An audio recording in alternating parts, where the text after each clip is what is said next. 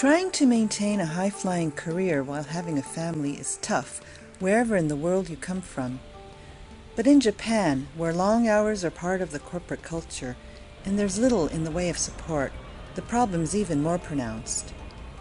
The government has announced a plan to have 30% of leadership positions filled by women by 2030. With women currently occupying just 12% of management roles, that looks an ambitious target.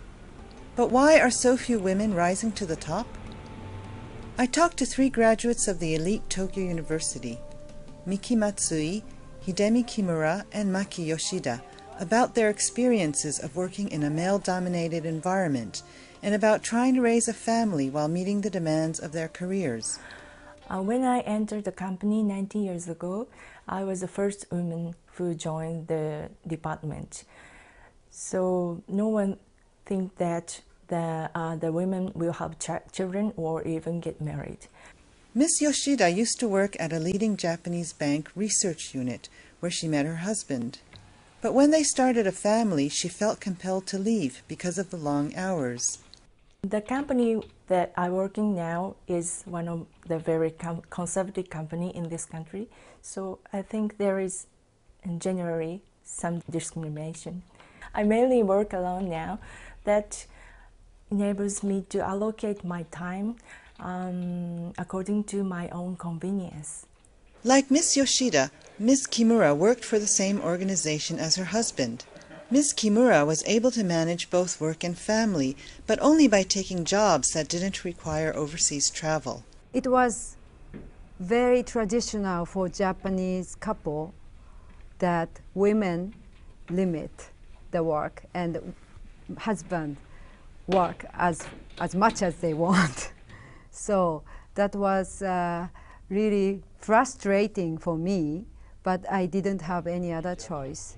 With her 3 children at school, she and her husband now share the load. Our rule is that either of us definitely coming to home to have a dinner with children. So that's a compromise these days. Ms. Matsui's children are much younger. Unlike the other 2, her company actually has a program that allows her to work reduced hours until her children reach 3 years old. However, she still feels that the workload is difficult to manage. Since my 2 children go to different daycare centers, I have to go to 2 locations before going to work. I work until 4:30 and I leave office, and after the meals there's taking them into the bath and then tucking them in. And then after that, if the work is still left, I go to my computer and finish up work. Even with support, she is worried that she won't be able to manage, especially as her son starts preparing for school. Yes, I'm sure there's a lot the government can do.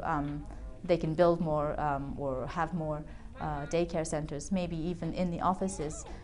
That would be very helpful if my children were closer by. That kind of flexible arrangement is hard to imagine with Japan's very traditional and male-dominated corporate culture. Reconciling work and family is a factor in low female participation in the workforce after childbirth. But the OECD says that if the numbers remain as they are now, Japan's labor force will decline by 10% over the next 10 years. As Japan tries to reignite the economy with yet another stimulus, and skirts around the need for significant reform of its labor market, it is failing to take advantage of one of its most obvious sources of new or underused talent. Michiyo Nakamoto, Financial Times.